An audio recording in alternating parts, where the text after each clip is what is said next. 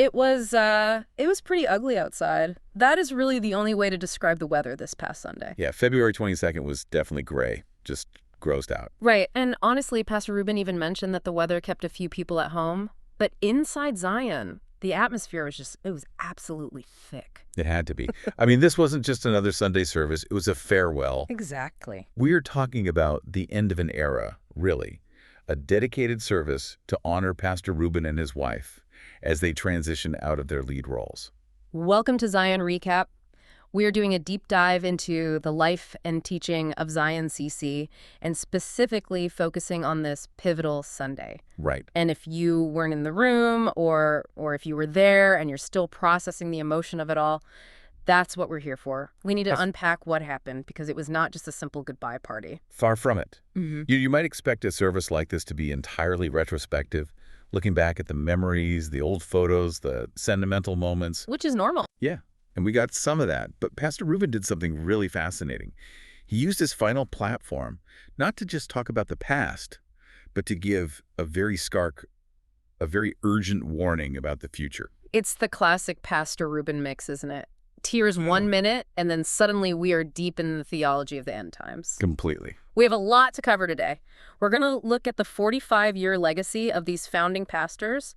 We're going to dissect his specific teaching on the taking up the rapture versus the second coming. Which is a crucial distinction. Right, and we absolutely have to talk about the 7 days of Noah. That part was a total revelation for me. Same here. And of course, we'll hit on that final challenge regarding where we spend our time and money. Good.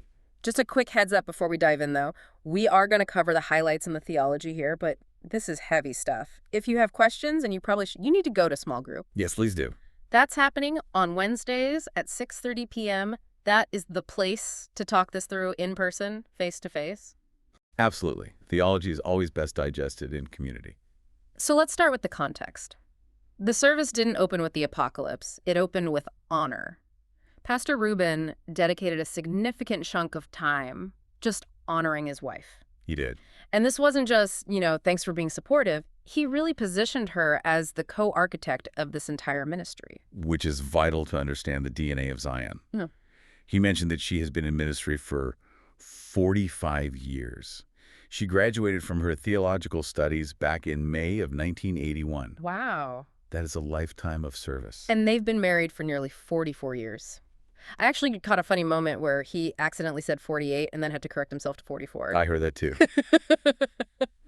But you could really feel the weight of that history. Yeah. And he traced their origin story, which I think is so important for the newer generation at Zion to hear. Oh, for sure. They didn't start in a big building. They started ministry in rural towns in Mexico, then moved to Indiana, and they just never stopped working. Right. But here's the fascinating part. Ruben explicitly credits his wife with the vision for Zion CC. That really stood out to me. He didn't say we had a vision. He said the anointing and the vision to start a new Hispanic church here came specifically through her. Right. He described her as the heart of the family and the church. He used words like brave and tenacious. I loved the dynamic he described there. He said he sometimes has to slow her down because he doesn't like making mistakes. He's very calculated, but she just goes for it. Yeah. It paints such a real picture of their partnership. She's the accelerator and he's the steering wheel. That's a great analogy. Yeah. And you see the fruit of that partnership in their family. Mm. He took time to honor their children. Yeah. Roy Sarai, Reuben Roxy, and the grandchildren. There was a moment of real pride when he mentioned his son Reuben is also ministering. Definitely. The big takeaway here for you listening is that Zion isn't just an organization. It's viewed as a family. Pastor Reuben emphasized that no one is left behind and everyone is treated with equality. Which makes the farewell that much harder. You're not just changing CEOs, you're saying goodbye to the parents of the house. Right. But, and this is where the pivot happens, Pastor Reuben didn't stay in the sentimentality too long.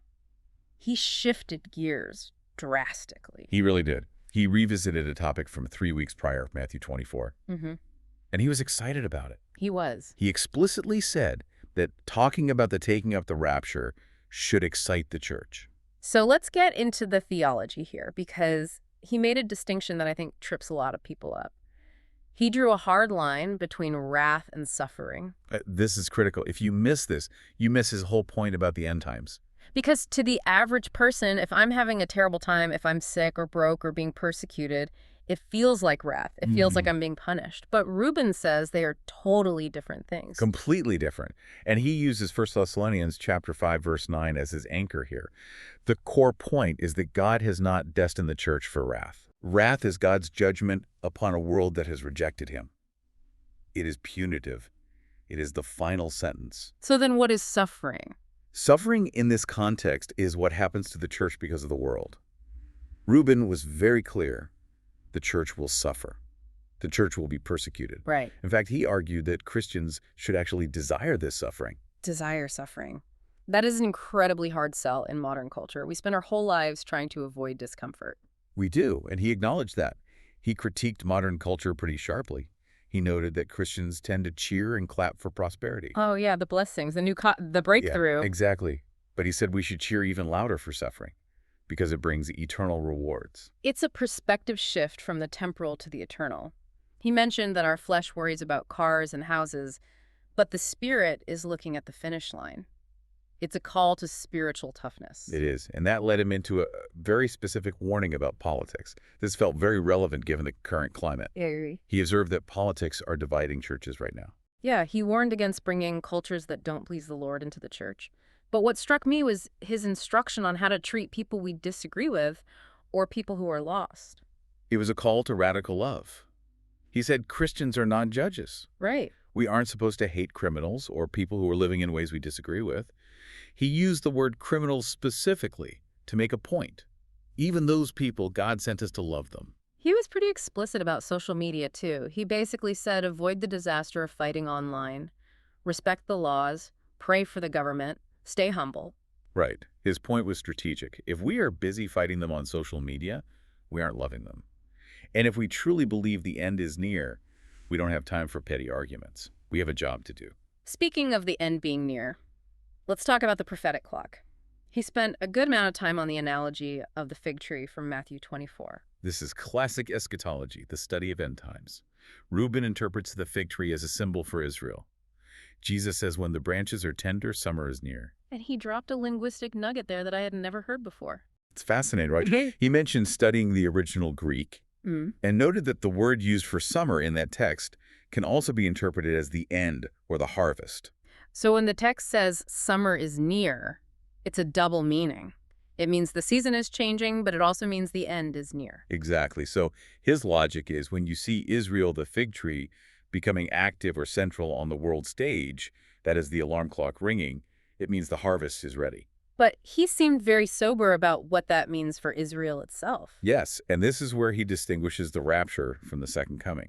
Huh. He taught that while the church is taken up to escape God's wrath, Israel stays for the great tribulation. Wow. He cited a heavy statistic from prophecy that 2/3 of Israel will face destruction and only 1/3 will recognize the Messiah when he returns. So just to clarify the timeline he's laying out, the church goes up in the rapture, then the difficult period happens on earth, and then Christ comes down to the mountain for Israel in the second coming. Precisely. He wants the church to understand that we escape the wrath, but Israel goes through the fire to eventually be refined. Now this leads to what was for me the absolute biggest aha moment of the entire sermon, the days of Noah. Yes. Matthew 24:37. Usually when people talk about the days of Noah, they focus on the eating and drinking part. They talk about how people were oblivious, partying, getting married, just living life until the rain started. Right. That's the standard interpretation. Life goes on as normal until it doesn't. But Pastor Reuben dug deeper into the scripture and found a detail about the timing that I think most of us glaze over. The 7 days. The 7 days. He pointed out that after Noah entered the ark and the animals were in and the door was closed, nothing happened. For a week. For 7 full days. Think about the psychology of that for a second. The door slams shut, Noah's inside. The neighbors were probably outside banging on the wood, mocking him. Hey, crazy old man, where's the rain? It's this period of total suspension, silence. Exactly.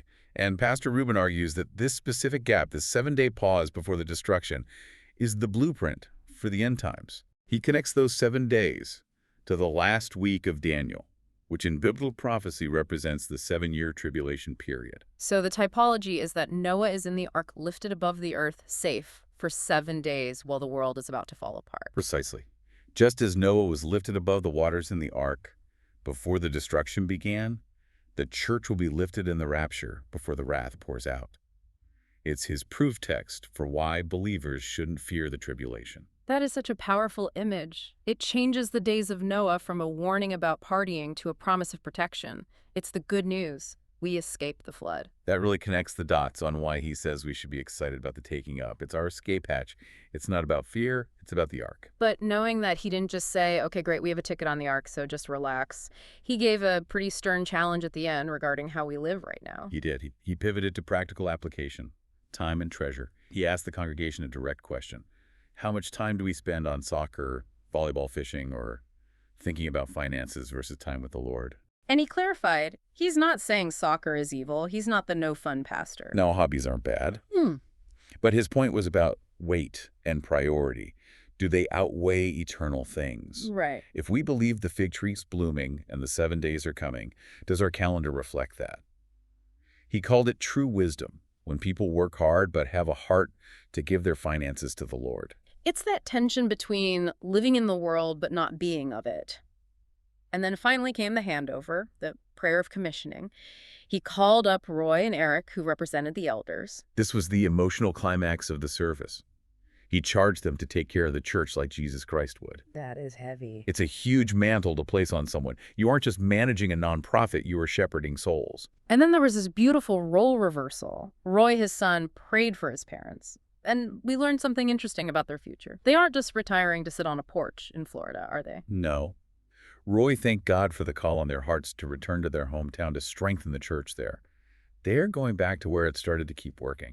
Roy made a great point to the congregation, too. He reminded them that God's plan is bigger than the building. He listed places, Mexico, Africa, the Amazon, Costa Rica. He said the church is meant to be sent out. He framed it perfectly. He said Reuben and his wife are just the first to leave this year for the mission field.